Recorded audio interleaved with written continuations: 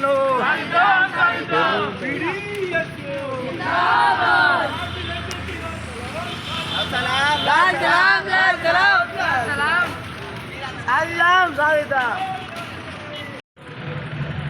విద్య అంటే విజ్ఞానం, విజ్ఞానాన్ని అందించేవాడే విద్యార్థి.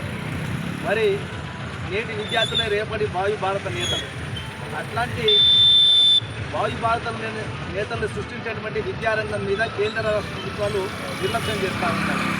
ఇవాళ కేంద్ర రాష్ట్ర ప్రభుత్వాలు తమ బడ్జెట్లో 30% నిధులు కేటాయించవలసిన బాధ్యత విస్మరించి ఆకర్షణీయమంటే ఓట్లు వేసేటువంటి ఓట్ల కోసం కపట ప్రేమతోని స్కీములకు విపరీతమైన బడ్జెట్ కేటాయిస్తూ ఉంటారు. ఇది చాలా విచారకరమైన విషయం. ఎందుకంటే ఏ దేశమైనా అభివృద్ధి చెందాలంటే విద్య ప్రధానమైన బాధ్యత ఇవ్వాలి. కానీ ఇవాళ కేంద్రంలో ఉన్నటువంటి బీజేపీ కానీ లేకపోతే రాష్ట్రంలో ఉన్న రేవంత్ రెడ్డి సర్కార్ కానీ వీళ్ళిద్దరు కూడా విద్యారంగాన్ని నిర్లక్ష్యం చేస్తూ ఉన్నారు. అదేవిధంగా నరేంద్ర మోడీ ప్రభుత్వం ఏం చేస్తూ ఉంది, ఆర్ఎస్ఎస్ ఎజెండా ప్రకారం ఈ దేశంలో విద్యను మొత్తం కషాయీకరణ చేసి మొత్తం భారత రాజ్యాంగాన్ని మార్చేసి విద్యను మొత్తం పాత పద్ధతిలో నిర్దేశించే విధంగా కుట్ర చేస్తూ ఉంది. కాబట్టి సైంటిఫిక్ భావాలను లేకుండా కేవలం మూఢత్వాన్ని పెంచేటువంటి విద్యను తీసుకురావడం కోసం ఇవాళ మోడీ ప్రభుత్వం ప్రయత్నం చేస్తూ ఉంది. ఇవాళ అమిత్ షా కానీ లేకపోతే నరేంద్ర మోడీ కానీ మాట్లాడు చూస్తూ ఉంటే చాలా విచారకరం.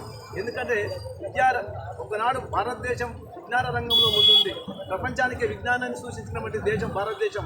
కానీ అట్లాంటి విద్యారంగాన్ని లేకుంటే ఈ దేశంలో ఉన్నటువంటి ప్రజల యొక్క మౌలిక సమస్యలు పరిష్కరించకుండా కుట్ర చేస్తున్నటువంటి పరిస్థితి కనిపిస్తుంది. దేశంలో భారత రాజ్యాంగంలో మనం రాసుకున్నటువంటి విలువల్ని తుంగలో దక్కుతుంది. లౌకిక రాజ్యం అనే దాన్ని పాతరేస్తూ ఉంది. ఇవాళ దేశంలో మత విషయాన్ని రెచ్చగొట్టేందుకు కుట్ర చేస్తూ ఉంది. కాబట్టి విద్యార్థులుగా సమాజంలో జరుగుతున్న ప్రతి మార్పుని లోతుగా పరిశీలించి ఈ దేశ భవిష్యత్తు కోసం రాజ్యాన్ని అమృత స్ఫూర్తితో ముందుకు సాగి ఈ దేశంలో రాష్ట్రీయ విద్యార్థులను కావాలని చెప్పి కొట్లాడాలి. అదేవిధంగా ఈ దేశంలో మంచి దోపిడీ వ్యవస్థ కోసం మీరు ఉద్యమించవలసిన అవసరం ఉంది. కాబట్టి ఆ బాధ్యత నిర్వర్తించినప్పుడు మాత్రమే ఈ జాతిరెడ్డికి నిజమైన నివాళవుతుంది. కాబట్టి ఆ విధంగా ఉద్యమించాలని చెప్పి మేము విద్యార్థి లోకానికి సిపిఎం న్యూ డెమోక్రసీగా ఇప్పుడుగా పిలుపునిస్తా ఉన్నాం.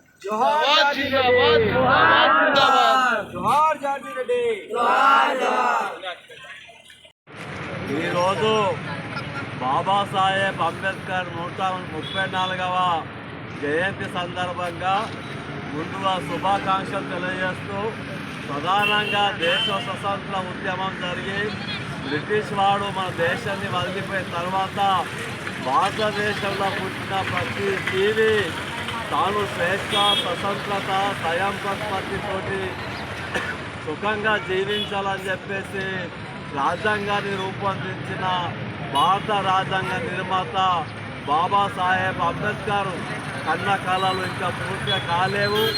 ఈ దేశంలో కులాలుగా మతాలుగా విడదీసి దేశాన్ని పరిపాలిస్తూ కొంతమంది మాత్రమే పెద్ద పెద్ద పెట్టుబడిదారులుగా ఎదుగుతున్నారు తప్ప ఇంకా ఈ దేశంలో చాలామందికి స్వేచ్ఛ రాలేదు, స్వతంత్రం రాలేదని చెప్పేసి సిపిఎం న్యూ డెమోక్రసీ పార్టీ భావిస్తుంది.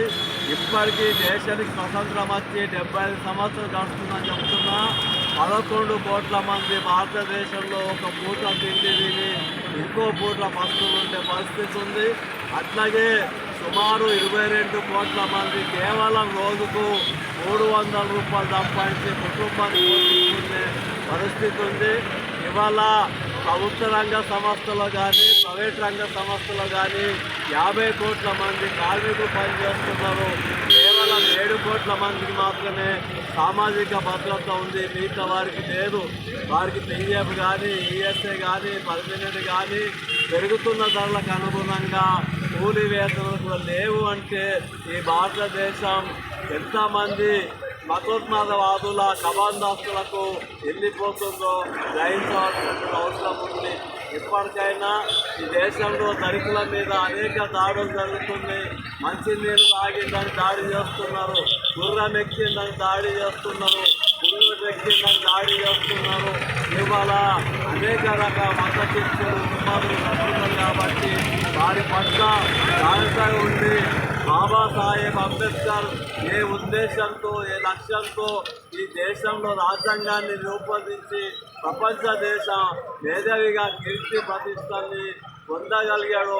అట్లా భారతదేశంలో ఉన్నటువంటి ప్రతి యువకులు విద్యార్థులు మేధావులు అందరూ ఆలోచించి ఇవాళ స్వేచ్ఛ స్వతంత్రం కోసం పోరాటం చేసినాడే బాబాసాహెబ్ అంబేద్కర్కి నిజమైనటువంటి స్ఫూర్తిని పొందగలిగిన వాళ్ళ కోసమని తెలియజేస్తా ఆ వైపు ప్రయాణించాలని చెప్పేసి పార్టీగా ప్రజలను కోరుకున్నాం, పిలుపునిస్తున్నాం.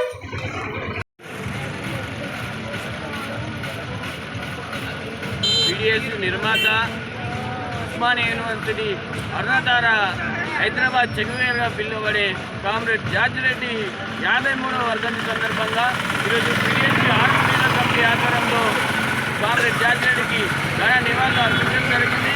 ముఖ్యంగా ఆ రోజు ఉస్మానియా యూనివర్సిటీలో జరుగుతున్న అసమానతలకు వ్యతిరేకంగా కావచ్చు, లేదంటే ఈవిటీసింగ్, ర్యాగింగ్, మహిళలపైన జరుగుతున్న దాడులకు వ్యతిరేకంగా ఆ రోజు జార్జ్ రెడ్డి తన ఉద్యమం నిర్మించి పోరాటం చేసి అక్కడున్న పేద బడుగుబడిన వర్గాలకు ఒక కులం యొక్క ఆధిపత్యానికి వ్యతిరేకంగా పోరాడి, మతం యొక్క ఆధిపత్యానికి వ్యతిరేకంగా పోరాడి తన అమరత్వాన్ని సైతం ఈ దేశం కోసం, ఇక్కడున్న విద్యార్థుల భవిష్యత్తుల కోసం అని పునఃప్రాయంగా అర్పించిన కామ్రేడ్ జార్జ్ రెడ్డిని ఈ 53వ వర్ధంతి సందర్భంగా మనమందరం కూడా ఆయన ఉద్యమ స్ఫూర్తితోని రానున్న రోజుల్లో భవిష్యత్తులో పెద్ద ఎత్తున ఉద్యమించాలని, ఇకపోతే కేంద్ర రాష్ట్ర ప్రభుత్వాలు ఈరోజు విద్యా వ్యతిరేక విధానాలను అవలంబిస్తూ ఈరోజు విద్యారంగానికి తక్కువ నిధులను కేటాయిస్తూ ప్రతి ఏటా కూడా విద్యారంగాన్ని ఈరోజు దొంగలో దొక్కే ప్రయత్నంగానే ఈరోజు కేంద్ర రాష్ట్ర ప్రభుత్వాలు కంకణబద్ధనం కట్టుకొని ఈరోజు ముందుకెళ్తా ఉన్నాయి. ఒక పక్క జాతీయ విద్యా విధానం తీసుకున్నా, లేదా న్యూ సర్క్యులర్ ఫోరం తీసుకున్నా,